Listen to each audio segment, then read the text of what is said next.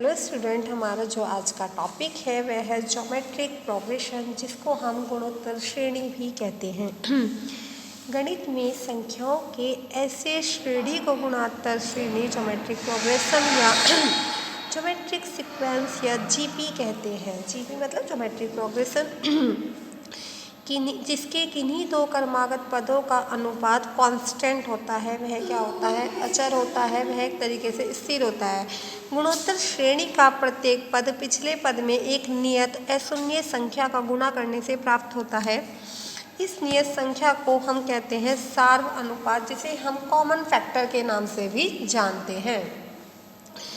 अब देखते हैं इसमें क्या। उदाहरण के लिए 2, 6, 18, 54 एक गुणोत्तर श्रेणी है, क्योंकि 2 का मल्टीप्लस 6 हो गया, और फिर जैसे कि 2 तिया 6, 6 तिया 18, 18 तिया 54 एक गुणोत्तर। इट मीन्स कि एक मल्टीपल में चल रही है, जैसे कि 3 3 9, ठीक है, फिर 9 3 27।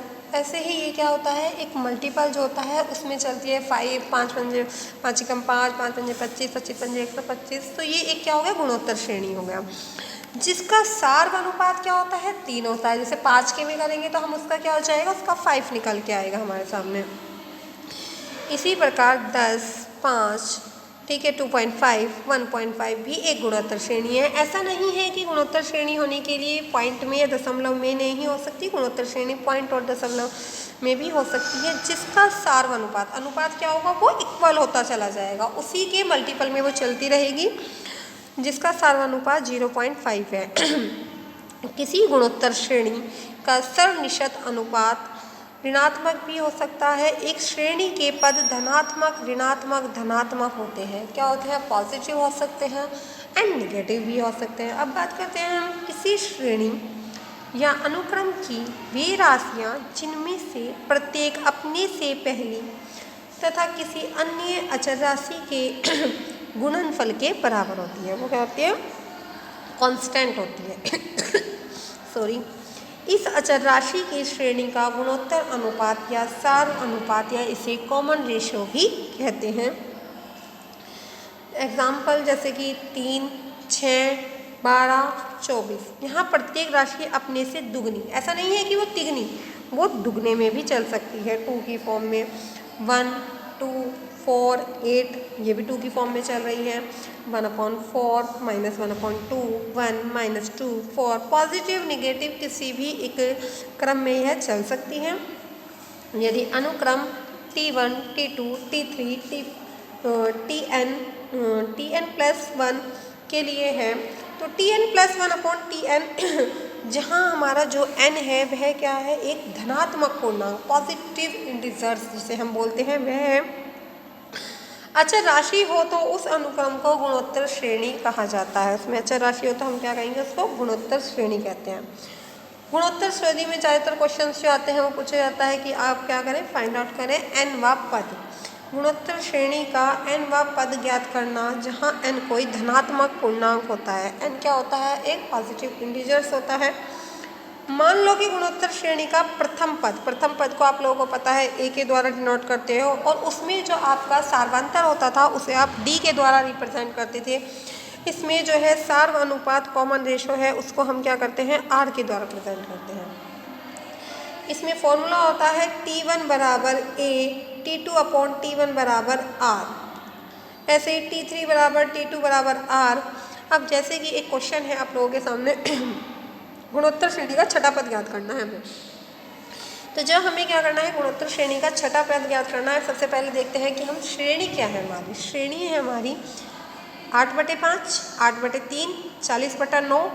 श्रेणी का छठा पद ज्ञात करो। मान लो श्रेणी AR स्क्वायर है, ठीक है। आप लोग देख रहे होंगे इसमें ज़्यादातर कि ऊपर ज़्यादातर क्या आ रहे हैं, सम आ रहे हैं, और नीचे ज़्यादातर क्या आ रहे हैं, हमारे विषम आ रहे हैं। एक चीज़ तो ये देखने के लिए मिलती है।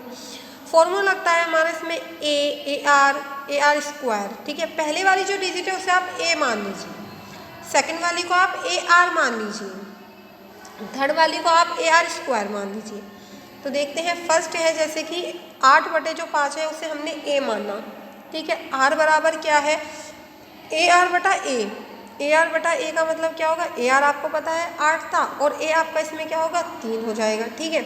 आर भी तो है ना इसमें, तो आर का मतलब क्या हो जाएगा हमारा 5/8, ठीक है। और जब हम इनकी क्या करेंगे, ऐसे ही हम इनकी, और हमें निकालना है ए आर स्क्वायर बटे ए आर बराबर आधी, ठीक है।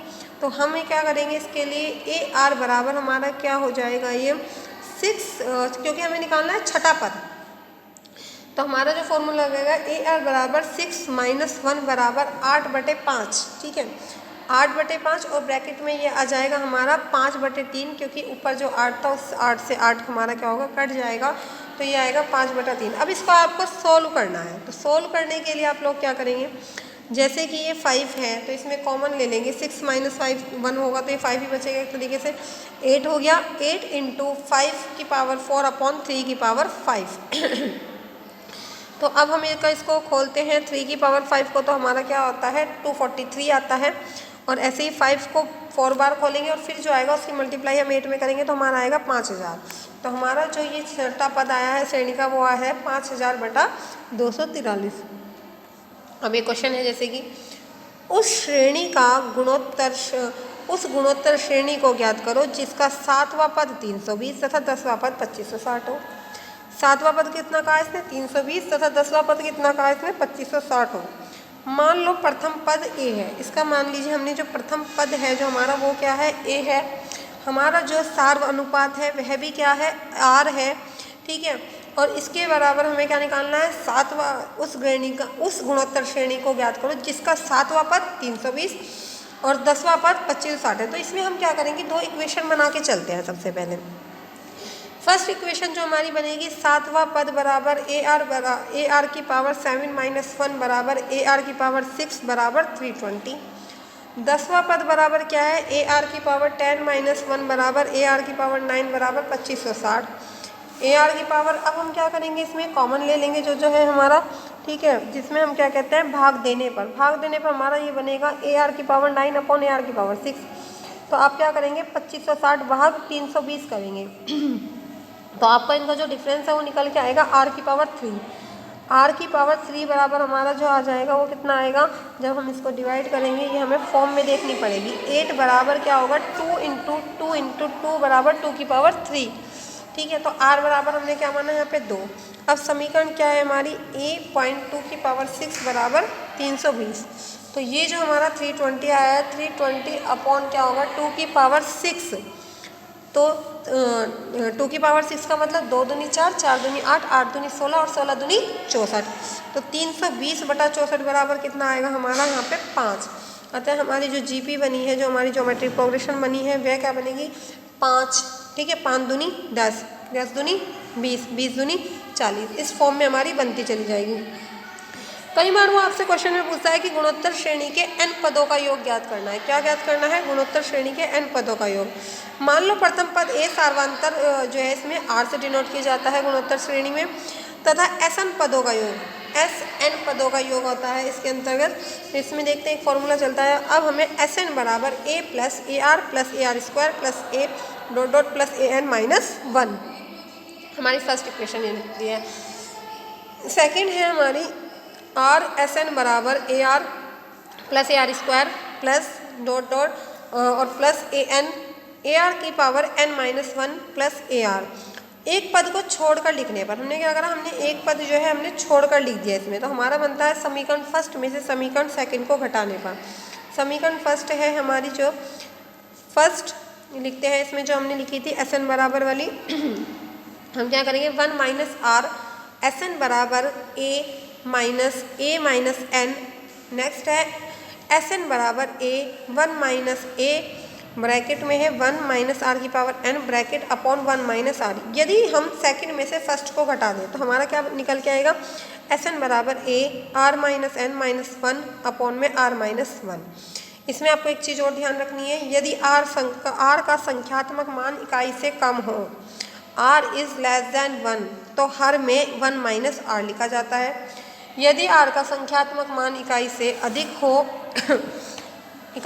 हो अर्थात r इज़ ग्रेटर देन 1, तो हर में r - 1 लिख दिया जाता है। इसमें ऐसे ही आपको कई सारे वो पद निकालने के लिए देगा गुणोत्तर श्रेणी में, जिसे हम ज्योमेट्रिक मीन भी कहते हैं। ठीक है, इसके बाद आपका एक बनता है हार्मोनिक मीन और ये चैप्टर आपका कंप्लीट हो जाएगा। थैंक यू, आज के लिए इतना ही।